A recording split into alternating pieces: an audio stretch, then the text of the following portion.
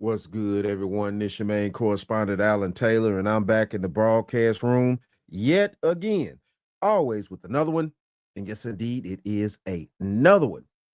And as you could clearly see on the screen, the illegal immigrant that deleted Laken Riley has been charged. I mean, you know what I'm saying, guilty on all charges, basically. Thank God. Yes, we have to send a message to any of these illegals that are over here that we're not playing any games. Now, of course, we got the Trinidad Lagra. They're taking over a lot of states right now. They're in a lot of states doing a lot of damage and things like that. I reported on that already. So, yes, we have to send statements and firm statements that America is not playing any games with these people. You come over here, especially you come over here, you're already illegal. You're not going through the legal process. And then on top of that, you want to come over here and think that we're going to play games with you and you can actually try to delete our citizens. And you're going to think that that's okay. All right. No, sir. No, ma'am. This is look. Let's go here now. Quarters, nickels, and dimes, people. Tonight, guilty on. Hold on, my bad.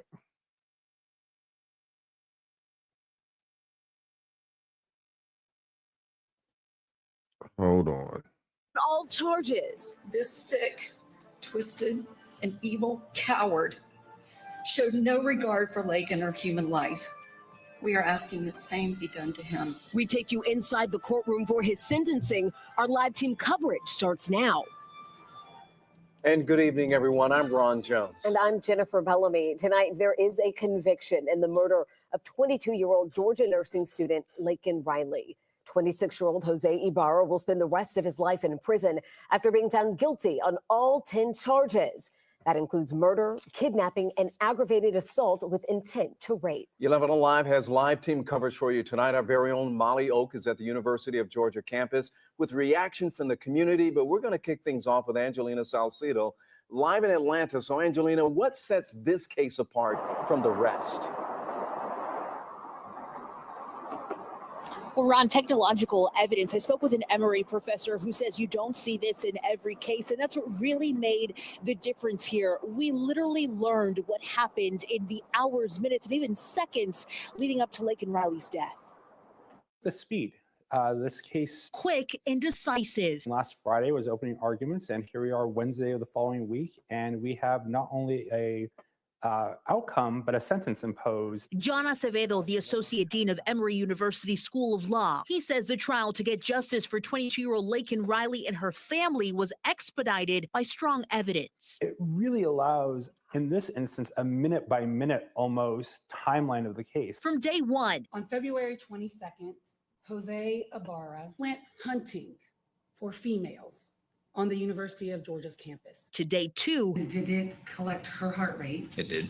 Did it collect her speed? It did. And did it collect her location? It did. And day three. Good morning. About to go for a run. The prosecution tied 26-year-old Jose Ibarra to the nursing student's murder. The key, technology. This is bringing it out to the public that these devices can do that. The devices made a difference. From the cameras capturing Riley running and Ibarra close behind to Laken's watch tracking her every move and the fight for her life. That really stood out more than anything else. I think what we're going to see is a lot of tech companies looking, long and hard about their policies. On the one hand, this is a tremendous aid to law enforcement. Acevedo says that he believes this is going to set a precedent for how cases and evidence are brought forth in the courtroom moving forward. On the tech side of things, he says that these companies are going to be looking long and hard at their policies moving forward. When it comes to investigations, this is definitely going to be a key tool that investigators are going to have to learn. We're live in Atlanta. Angelina Salcido. Yeah, I'm definitely down for that. The technology's here to where we could actually catch these type of badass criminals. And these people need to be locked up. But my only issue is that, yes, he's going to be locked up for the rest of his life, but he's still getting 3 square meals a day, some type of bed to sleep in, all this type of stuff. I think in that situation, man, it's plenty of situations like this that can, be happening. But the thing of this is that's still disgusting that he's still getting fed 3 square meals a day, watching cable TV for free, sitting up in a cell. And you know what I'm saying? This young lady's gone because of a person that shouldn't have been in the United States in the first damn place. Sorry, but it is what it is, though. And I'm not sorry. Because I don't even care if this had happened with somebody that was an American citizen. We're feeding these people to sit up in a cell every day for the rest of their life. Yeah, I mean, to do what? This is ridiculous. This is ridiculous. But yes, though, thank God he got convicted. All right, so we're going to go here now, and we're going to hear the judge reading off the situation right now. Let's keep going. Quarters, nickels, and dimes. Hold on.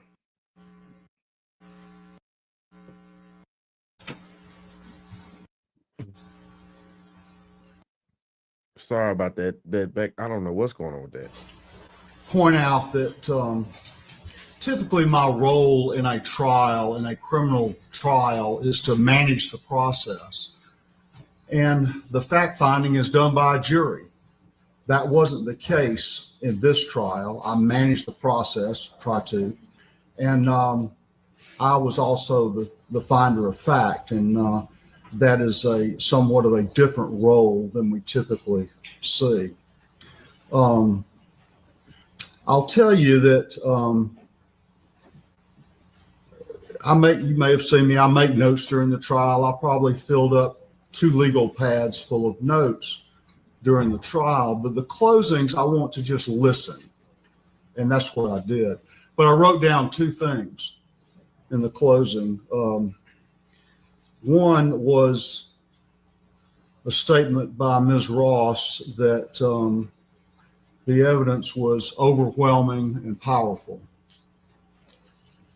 And then I also wrote down what Ms. Beck said, that I'm required to set aside my emotions. That's the same thing that we tell jurors in what and we're giving them their job. I would. Now hold on here. My question is here right now. What is going on with this? Because okay, these are the prosecutors right here. If you see my mouse, these 2 ladies right here, these are the prosecutors. She's the main lead prosecuting attorney right here with the LeBun wrapped up around the back of her head right here, with her basically her fist to her chin. How the fuck does he have all these damn defense attorneys? These I guarantee you they probably appointed by the state, because I know he ain't got no money to buy a fucking attorney because he's illegal. He ain't got no damn money to pay for an attorney. How is this man? Are we using our taxpayer money to really overwhelmingly defend somebody like this? He's already here illegally. He's not even a legal citizen. They don't even give legal citizens this many fucking defense attorneys. Play with it. This is ridiculous out here. What the hell is going on? That's the way I have to approach this. And I did. Both of those statements are correct. I'll now announce the verdict. In the state of Georgia versus Jose Antonio Ibarra, case SU 24CR0323, count 1, malice murder. I find the defendant guilty. Count 2, felony murder. I find the defendant guilty. Count 3, felony murder. I find the defendant guilty. Okay, my bad then. This lady right here talking into his ear. So she must be the interpreter. Okay, but it's still other people in the joint. Count 4, felony murder. I find the defendant guilty. Count 5, kidnapping with bodily injury. I find the defendant guilty. Count 6, aggravated assault with intent to rape. I find the defendant guilty. Count 7, aggravated battery. I find the defendant guilty. Count 8, obstructing or hindering a 911 call, I find the defendant guilty. Count 9, tampering with evidence, I find the defendant guilty. Count 10, peeping Tom, I find the defendant guilty. I certainly will allow both sides to look at this if you want to do it. Look at how you looking. He don't give a fuck. He don't care. And then the sad part about this is he not stupid. The region of the world that he comes from treats people and prisoners way worse than we treat our prisoners. I guarantee you they do. He finna get 3 square meals a day, a decent bed, just somewhat decent, whatever you want to call it. He don't give a fuck about spending the rest of his life in American prison. Because shit, we got I guess you would say a level of humanity for our prisoners to a degree. You know what I'm saying? And of course that varies, things like that. We do have some prisons out here that treat, that are very ratchet, stuff like that. We had incident, this been years ago. Snoop Dogg spoke out about it, but it was down in Mississippi that we had a situation with the prison in Mississippi that was just totally ratchet. And debaucherous and things like that. It was diseases and rodents and all type. It was crazy, but that's been years ago. But the thing of this is yes, he finished spend the rest of his life getting 3 square meals a day, being able to watch a little TV, chilling out, say he ain't got to pay no bills, he ain't got to pay no taxes, he don't have to do anything that a grown-ass man supposed to be doing, because he came over here from some, ratchet ass fucking country somewhere down south of our border. And, now he got his badass up here and he did what he did. Don't care. Don't give a fuck about humanity. None of that shit. And I don't want to hear well, he's a human being and he probably went through this. I don't give a fuck what he went through back in Venezuela, wherever the fuck he from. I don't care. This is the problem right here. It's too much fucking caring about bats when we need to put these people in boxes.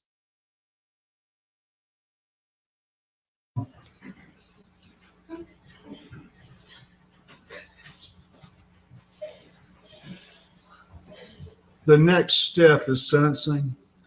I'm prepared to go forward with that now, or if either side suggests that you need a few minutes, an hour break or something to do that, then I'll certainly do that as well. Okay. So he didn't read all. He didn't read it all. It is what it is out here. You know what I'm saying? Yeah. At least we got, what justice that we could for Laken. Shout out to her family. And I know they could never really heal from this situation, especially the parents. It's a hard thing for a parent to even think about having to bear their child. It's an egregious situation that no parent should ever have to go through. Definitely not in a horrible situation like this. Some type of illness or something like that. I think people could deal with that a little bit better than they can a tragic situation like this when it comes to a parent have to bury a child. And, if you're a parent out there, you know exactly what I mean. But yeah, though, it just is what it is, man. Yeah. Hey, listen, look, it's going down like this. Thank God he's not going to be free to do any hurt, harm, or danger to anybody else anymore and things like that. But hey, listen, look, it is what it is. Shout out to all my subscribers. Mad love to y'all. If you're new to the channel, please hit that like, share, subscribe button. Make sure you ring that bell to be notified whenever I decide to post things. And like I always say, that, my friends, is the bottom line.